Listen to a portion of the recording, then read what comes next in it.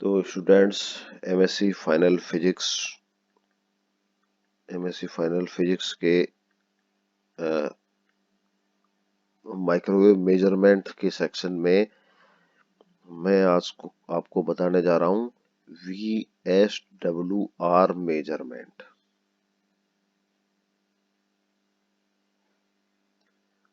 तो VSWR का देखिए क्या मतलब होता है, पहले तो मैं इसको बताऊंगा। VSWR voltage standing wave ratio measurement.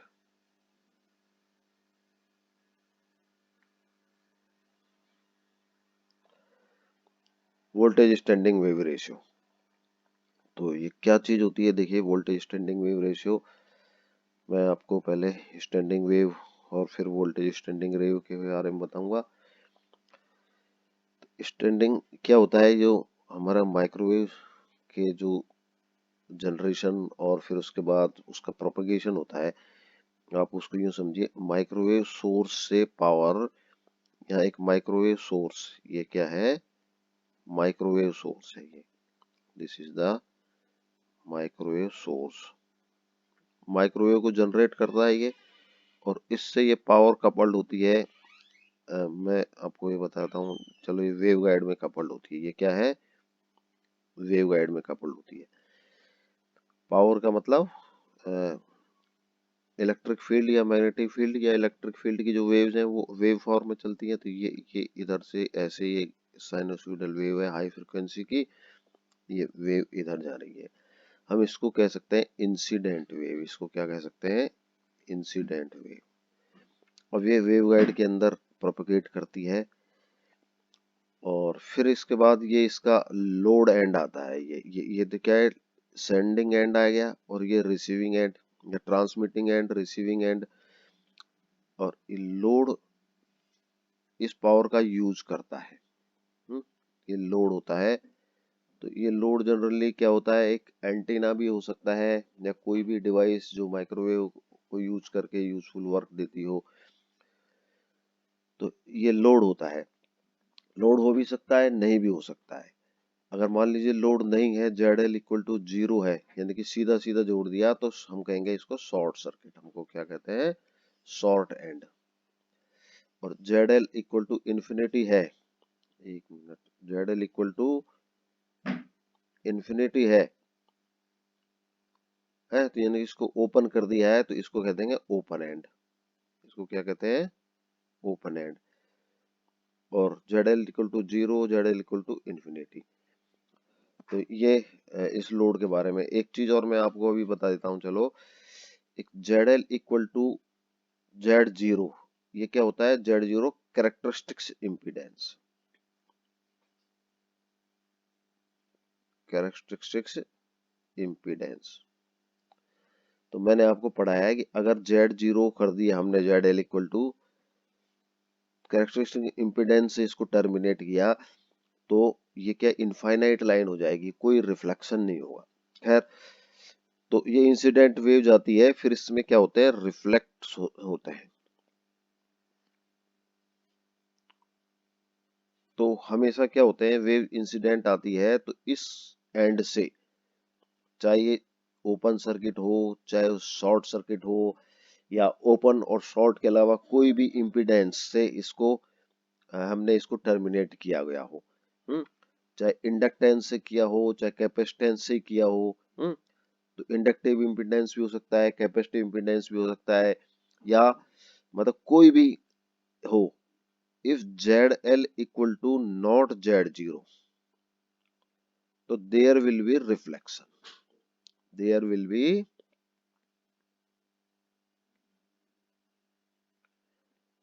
Reflection. सिर्फ ZL इक्वल टू Z0 होगा तो रिफ्लेक्शन नहीं होगा। Reflection not. तो इंसिडेंट वेव के साथ साथ क्या होगा? फिर रिफ्लेक्शन होगा, तो एक रिफ्लेक्टेड वेव और आएगी। रिफ्लेक्टेड वेव इस तरफ चलेगी। हम्म, जो उसकी फेस अलग भी हो सकती हो, अलग ही होती है इससे। तो हमारे पास दो वेव हुई, एक इंसिडेंट वेव और प्लस रिफ्लेक्टेड वेव। ये वेव गाइड के अंदर प्रोपेगेट कर रही है, एक इस तरफ प्रोपेगेट कर रही है, दूसरी इस तरफ प्रोपेगेट करती है। तो हम जानते हैं जो दो वेव है जो अगर सेम फ्रीक्वेंसी की अपोजिट डायरेक्शन में चले तो क्या होगी, सेम फ्रीक्वेंसी है और अपोजिट डायरेक्शन है, तो क्या बनेंगे, स्टैंडिंग वेव फॉर्मेशन हो गया। स्टैंडिंग वेव फॉर्मेशन होगा। तो वेव गाइड के अंदर हमेशा जो इलेक्ट्रिक फील्ड और मैग्नेटिक फील्ड होते हैं या ट्रांसमिशन लाइन में जो होते हैं वो स्टैंडिंग वेव फॉर्मेशन होते हैं। तो स्टैंडिंग वेव किस तरह की होती है, आपने देखिए छोटी क्लास में पढ़ा हुआ होगा। ये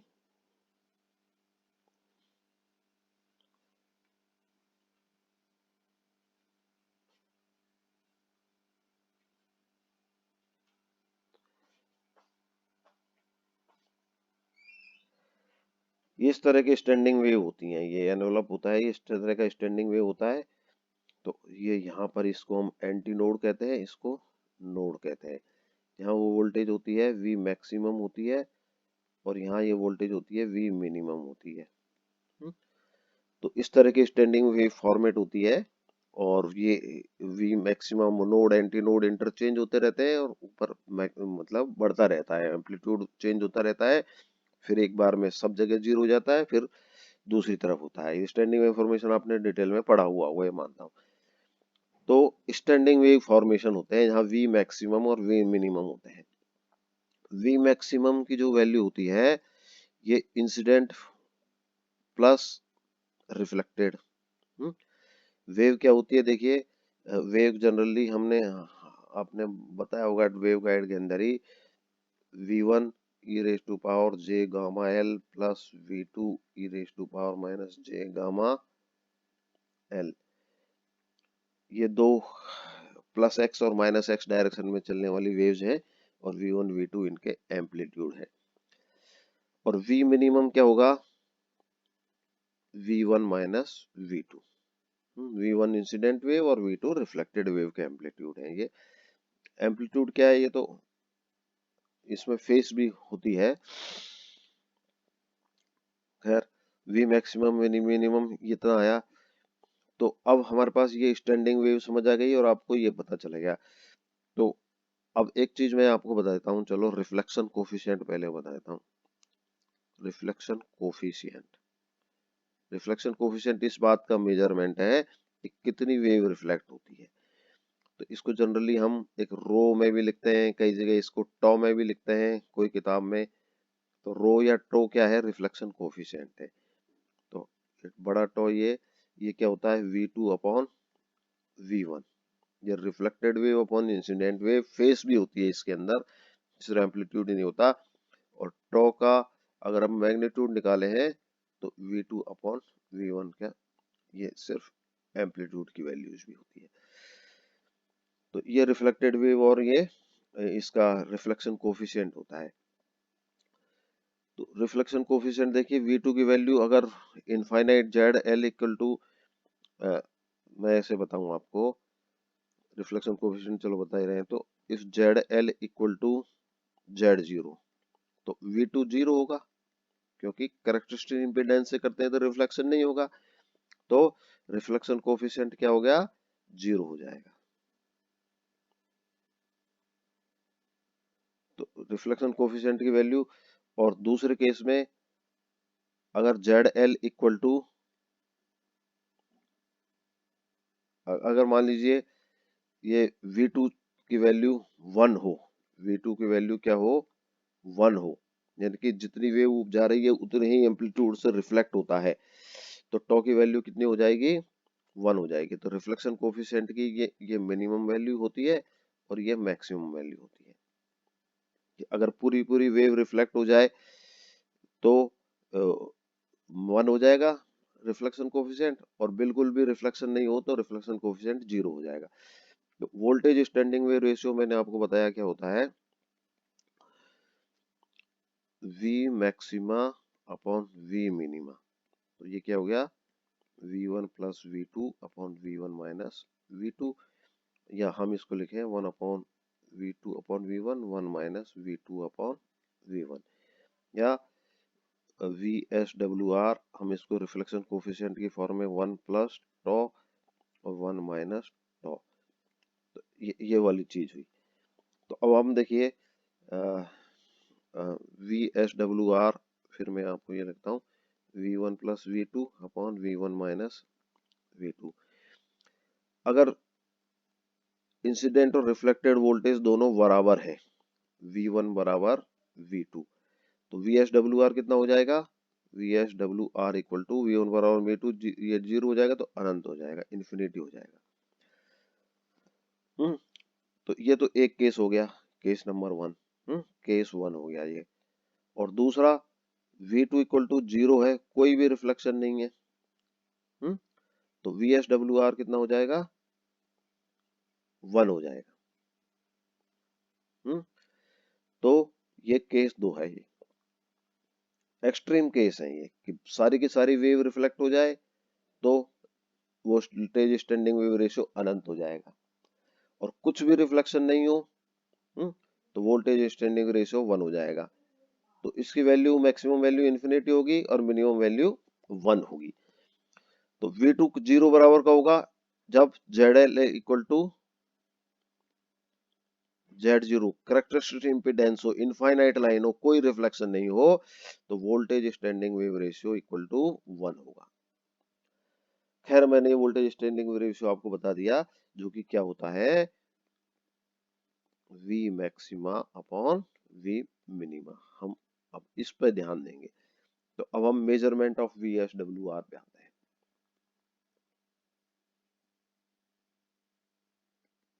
मेजरमेंट्स पे VSWR, तो VSWR मेजरमेंट्स के दो मेथड हैं, 2 मेथड्स। पहला मेथड है जब VSWR इज लेस देन 10 या 10 तक की वैल्यू हो, तो एक मेथड काम में लेते हैं, और दूसरा मेथड कब काम में लेते हैं, इज ग्रेटर देन 10। तो दोनों के लिए अलग अलग मेथड काम में लेते हैं। तो पहले हम पहला method measurement of VSWR, then measurement of VSWR is less than 10, ये वाला मेथड काम में लेते हैं। तो इस मेथड में क्या होता है, देखिए VSWR का एक बार मैं फिर वो बता देता हूँ आपको। स्टैंडिंग वेव जो होती है वो इस तरह से फॉर्म हो रही है, यहाँ पर ये V मैक्सिमा की वैल्यू हो गई,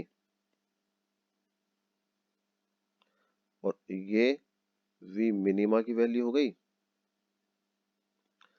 और हम ये जानते हैं स्टैंडिंग वेव में मैक्सिमा और मिनिमा, दो मैक्सिमास के बीच की दूरी लैम्बडा G अपॉन 2 होती है, और मैक्सिमा और मिनिमा के बीच की दूरी लैम्बडा G अपॉन 4 होती है स्टैंडिंग वेव पैटर्न में। और इधर हम लैम्बडा या लैम्बडा G की वैल्यू इधर मेजर करते हैं।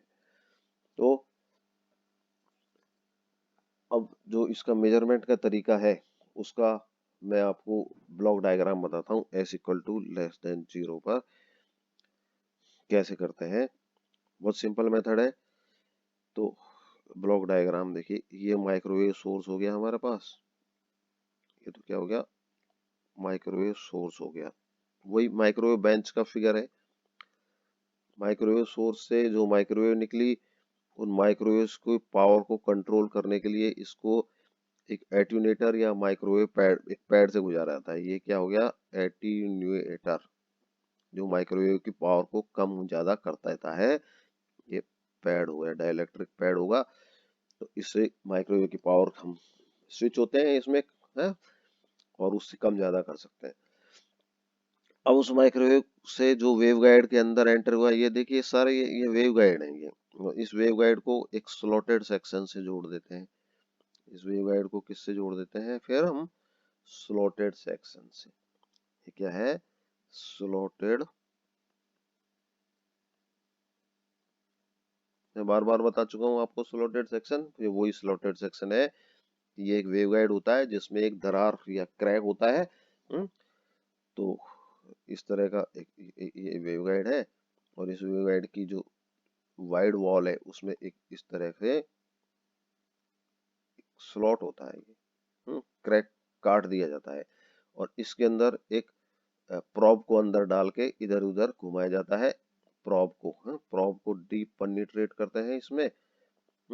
और ये यहाँ पर एक वर्नियर स्केल लगा होता है। वर्नियर स्केल से ये प्रोब, ये इसके ऊपर जहाँ पे जाती है उसका रीडिंग आ जाती है कहाँ पर प्रोब है।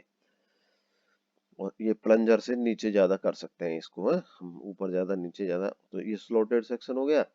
स्लॉटेड सेक्शन का जो आउटपुट है इसको हम एक डिटेक्टर में दे देते हैं। तो ये क्या हो गया? एक crystal detector.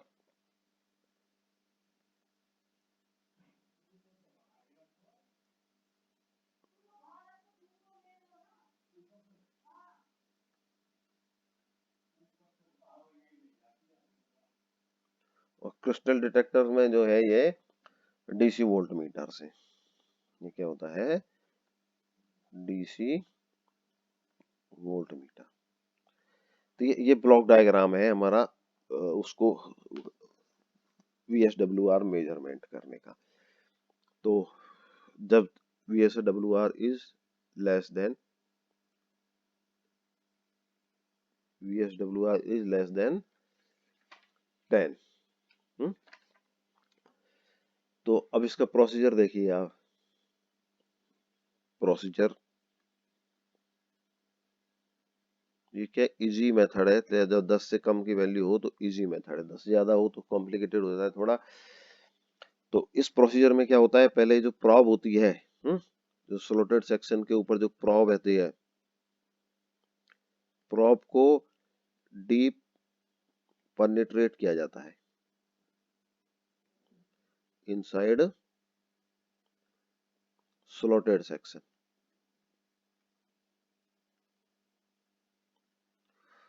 and obtain the value of minima and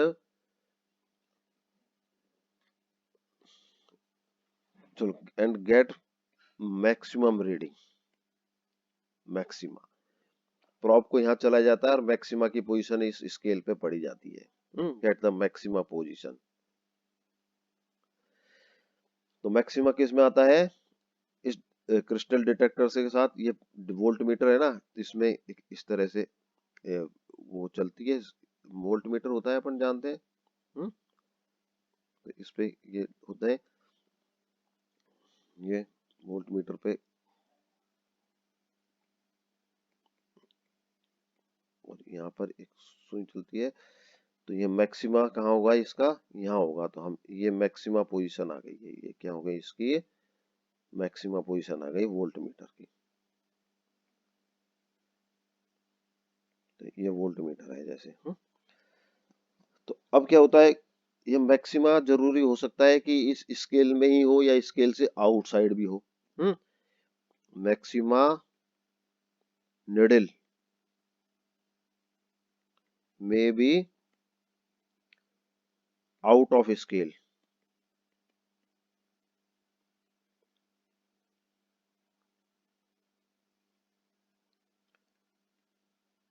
needle है, आउट ऑफ स्केल है, तो हम क्या करते हैं? इस एटूनेटर को एडजस्ट करते हैं। फिर क्या करते हैं? Adjust attenuator to obtain full scale reading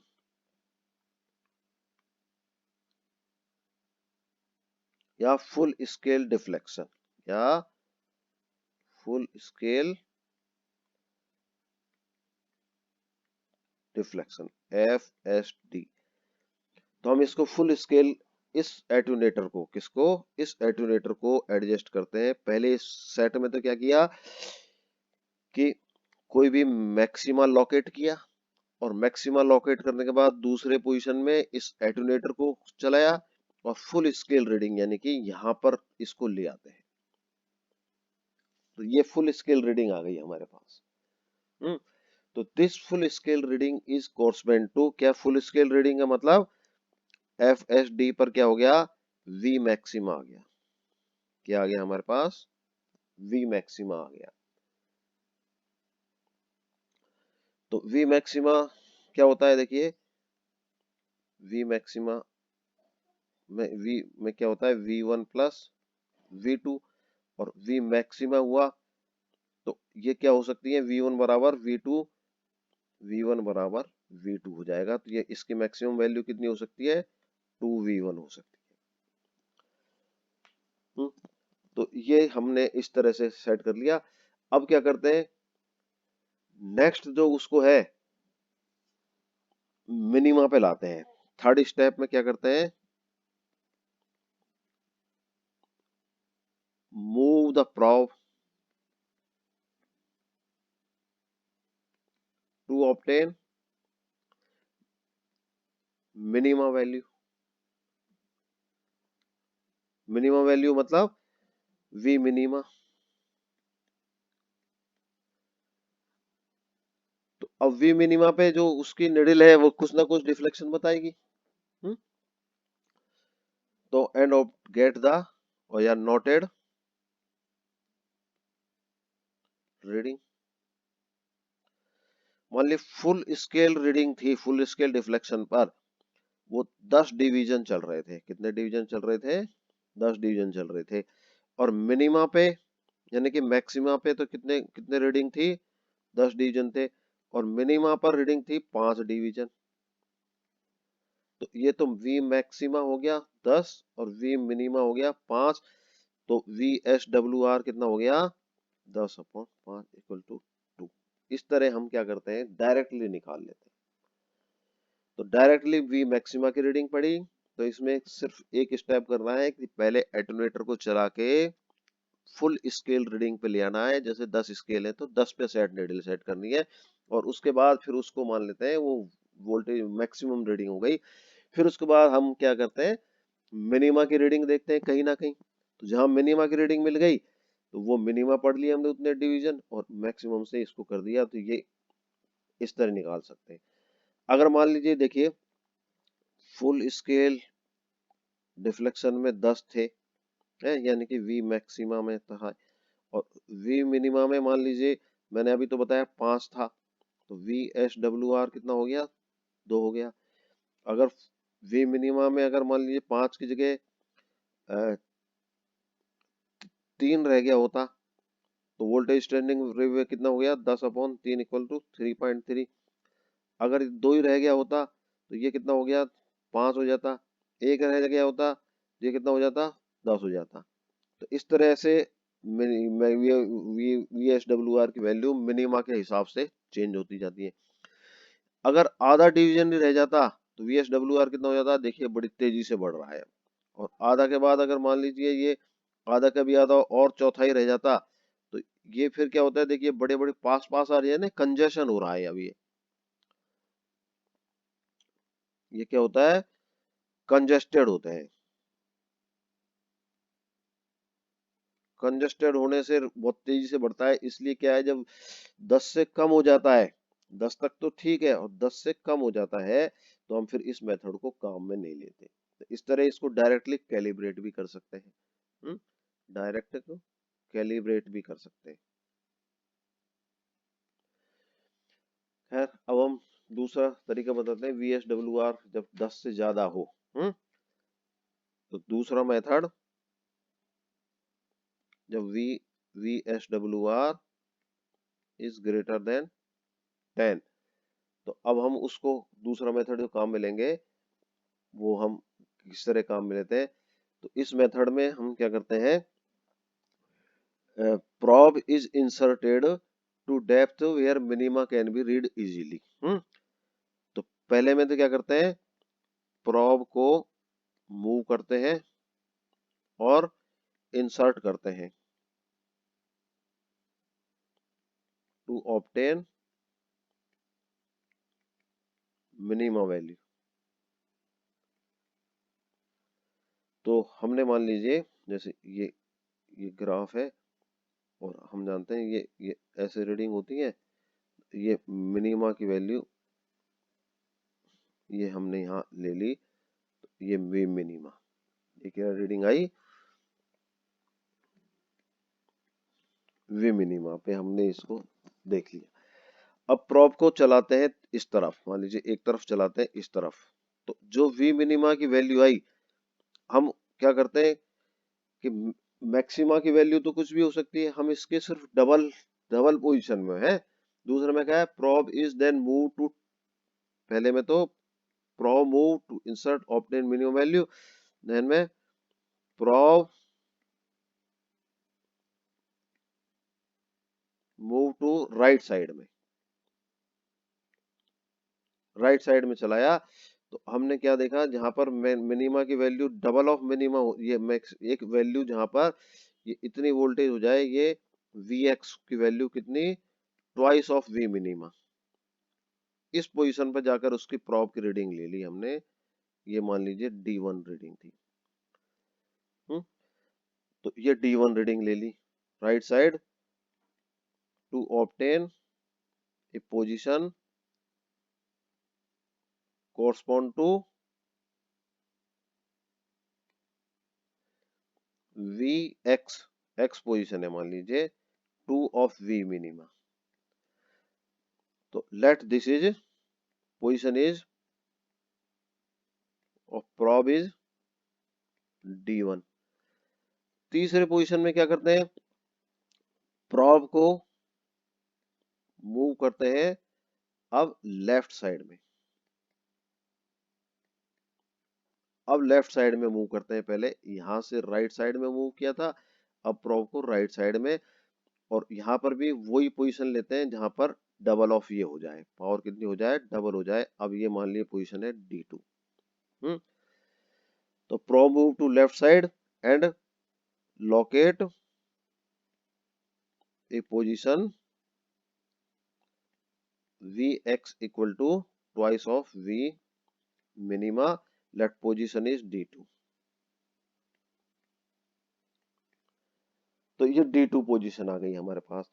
तो एक इंपेरिकल रिलेशन है VSWR, इस पोजीशन में क्या हो जाएगा, lambda G upon pi upon D2 minus D1 है, जहां पर लैम्बडा G की वैल्यू क्या होती है, लैम्बडा G की वैल्यू अपन जानते हैं, lambda 0 upon 1 minus lambda 0 upon lambda C का स्क्वायर। तो lambda C cut off wavelength है, twice of wider side of waveguide, cut off wavelength, और लैम्बडा 0 फ्री स्पेस वेवलेंथ।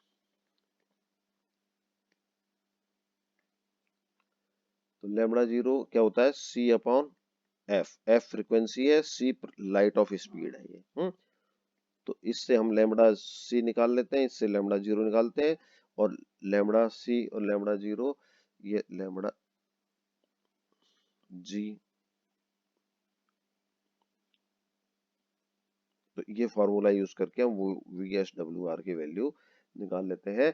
ये एक इंपेरिकल रिलेशन है, ये क्या है, इंपेरिकल रिलेशन है, यानी कि इसकी थ्योरी तो नहीं है, लेकिन ये एक्सपेरिमेंट से एक रिलेशन निकाला है इन्होंने। तो आज इतना ही काफी है, ठीक है, ओके।